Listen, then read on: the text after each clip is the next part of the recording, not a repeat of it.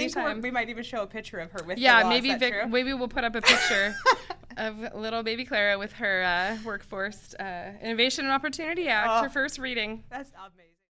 I am so happy today to welcome my guest, Jessica Clayton, my friend and colleague, and the infamous fundraiser for the Spokane Workforce Council. Thank you for joining us. Thank you for having me. And today we're talking about workforce development in general, of course, but also we're going to narrow in on childcare. And you've spent the last, few months with a focus on childcare? Yes, that's right. We've been working since about August on developing some funding and initiatives to help families and providers. And why childcare? Why childcare? Well, what is childcare? How does it influence the workforce or people wanting to go to work? I mean, it seems obvious, but there's, I'm sure, a broader perspective. Yeah, I mean, for families who either left the workforce due to COVID or want to get back in, childcare is a big barrier. It's hard to find childcare right now. There's not enough slots. It's really expensive to find. You know that? Yes, I know that. You personally know that? Personally know that. It's expensive. It's hard to find. And sometimes it just makes more economic sense for one parent to stay home, especially if you don't qualify for state assistance. So we put focus on childcare to help people that want to get back to work or who aren't working enough hours, try and support them and help them meet their childcare needs so they can meet their career goals. So I'm going to ask questions like I should know the answer to, and I do in part, but in reality, you've been doing this work largely on your own. So a lot of the questions I'm going to ask, I might not know the answers to. So how did we get interested as an organization on childcare, on the issue of childcare, and how did we think we could actually tackle such a huge problem? Yes, so COVID pandemic hit. I think everyone knows the Workforce Council took on a lot of rental assistance. You know, we saw that rental was key to helping people, keep their jobs, right? And so now we're in this COVID recovery. We are still struggling for people to get back into the workforce, and childcare has emerged as kind of the next. I mean, rental is still obviously so important, but childcare is one of the next big things. To get people back to work, people have to have a safe, affordable place to keep their kids. And there's been a renewed federal focus on childcare, state focus on childcare, and we partnered with some folks at the county who said, look, we love what you do. We appreciate your mission. You guys always get the job done, and we know you can do this too. So we kind of stepped into it. We stepped into a space that wasn't really ours. I've spent the last 3 or 4 months making a lot of friends across the community, trying to build relationships and bridges with people in this space so that we can partner with folks already doing the work and bring what we do to the table. So there's so much to say in response to what you just said, but first, I do want to thank Spokane County. They have been advocates, partners, funders of ours. So if anyone at the county is watching this, thank you. And why do you think they decided to fund an initiative like childcare? It's huge. Yeah, there's. Is it a drop in the bucket, or is it actually this is a substantial impact to the community? I think this will be definitely an impact in the community. What is needed to fix the system is above us. It's, above $2 million. It's millions. Which is what you brought in? Yes, millions and millions of dollars, and changes to state law, changes to the way that the system is funded. But we really all believe that this is going to make an effort for the families that make a difference for the families that we serve. The county's been an amazing partner. I think the county has seen the work that we do in other spaces, the Resource Center, the Next Generation Zone. In particular, thank you to Commissioner Kearns, who's been on our board for a long time, for trusting us with this. But I think they've seen us as somebody who can get the job done and show our results and really make a difference in the space that we're in. If we had $50 million, we could make a big dent in a lot of people, but we're going to stretch this $2 million and more potentially coming in to do the biggest, broadest thing that we can. And what's the big goal with the $2 million?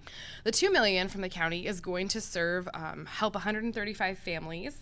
That's a lot. Yes, a lot of families who are either unemployed or underemployed or need help getting back to work for whatever reason, or who aren't working enough hours, or who need help accessing training. So we're not only providing childcare assistance, we're going to wrap around with the other programs we provide across the system. So employment, training, So if they're unemployed, to clarify, if they're unemployed, we'll help them get back to work and then use this money to support while their they child get care. started in employment. Okay. Yep. And while they get started, if they need help going back to school or accessing training, we'll be able to pay for childcare for a portion of that time. Great. We can serve 135 families. We can spread out the funds available for each family in a way that they need. And then we're also working with the childcare industry because they have faced many, many challenges: hiring, retention, growing and supporting their workforce. Just like healthcare workers during the pandemic took the brunt of it, so did childcare. And it hasn't been as recognized. Those folks kept kids in care during a really, really difficult time when kids were out of school. Childcare centers took on a lot of kids who were trying to do school remotely while their parents worked. So the childcare industry has also kind of borne the brunt of the pandemic. Those centers need help. They need help attracting talent.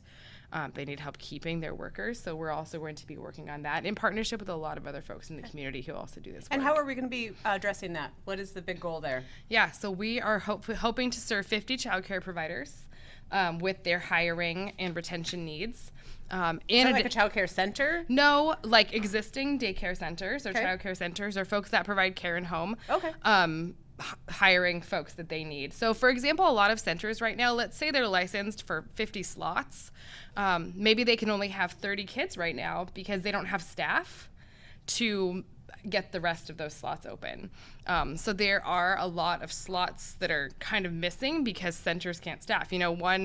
One worker can only have so many kids. They have ratios to maintain. So if we can help them up their staffing levels, they can take in more kids. And that's where it is right now. You can't find a slot for your kid because the centers don't have staff. So we have to help with that problem. So that's going to be going to the Talent Solutions team to help with some of that. The over at WorkSource, yep. So this is huge. So a couple of things. One, thank you. So Jessica is our grant writer and fund developer, which takes a lot of time and energy and effort to make and build relationships with potential funders. So thank you for that. Thank you again to the county for supporting us, but also to our entire team and system. We are not entrusted with money like this. Or we wouldn't be entrusted with money like this if we had not proven that we can do it. So congratulations to you and the team. Yes. For anyone interested in accessing childcare for those 135 families, what are we telling folks to do as of right now? It hasn't quite started yet, but it will be. It hasn't quite started yet. We are in the planning phase. We've done a lot of meetings with other folks in the community doing this work. Community-minded enterprises, Spokane Alliance, a lot of providers, childcare providers. We are planning for a launch early 2023. Okay. We know that we have to help centers staff up before they can take on many more new kids. But we're going to put everything on the website, SpokaneResourceCenter.org. And it'll be right in the center. There's even a button there now that says childcare. Great. So there's going to be an FAQ, and then when we're ready to put an application out there, it'll be there. Great. Yeah. So anything else you want to add on childcare before I do my Jessica Clayton interview, not related to childcare necessarily? I think it's a complex issue and it's difficult, and we are not going to solve all of the problems of the childcare industry or meet every single family's need. But I do know that we are going to make a difference for those families that we serve, and I do know that we're going to maximize what we can do with the $2 million that we have at hand right now. I know that we will stretch those dollars just as far as we can. I'm sure. I know our team will do a great job. Again, thank you for all your work in bringing it in. And for anyone watching and listening, go out to SpokaneResourceCenter.org for more information. That's right. And my Jessica Clayton interview. All right, I'm ready. All right. So the standard question we ask our guests: what is the nerdiest thing that you have ever done in relation to workforce development? So you're a longtime workforce nerd. Yes, a longtime workforce nerd. A longtime workforce nerd. So what is the nerdiest thing? Over 11 years. Okay, in your 11 years, what is the nerdiest thing 8 years with the Workforce you've done? Council. So most of you know who are watching, I have 2 young kids. My oldest daughter, Clara, is 4. And when she was a baby, I would bring her into the office, as I had to as a new mom. And when she was a little baby, I propped her up in front of my copy of the we owe a law, and just got her started, because I feel like it's our duty to educate the next generation of workforce nerds. Okay, so for those listening and watching, so this is an infant propped up small on child. it's not that thick. So I don't want to say like it was, like, okay, sir, okay, a 3,000-page federal law. Just absorbing, what there is to That's absorb. Amazing. Yeah. That is pretty nerdy. Yes. I'll give you that. So who knows what she'll grow up to be, but at least she'll have had some early exposure, to the world, the big wide world of workforce development. Oh, we'll wrap it at that. That's fantastic. Yeah. That's a really nerdy story. Thank you. Yes. Thanks for joining us, and you will be on here several more times. Absolutely. As my friend, colleague, and guest. So Anytime. Thank you. Thank All right, you. Thanks.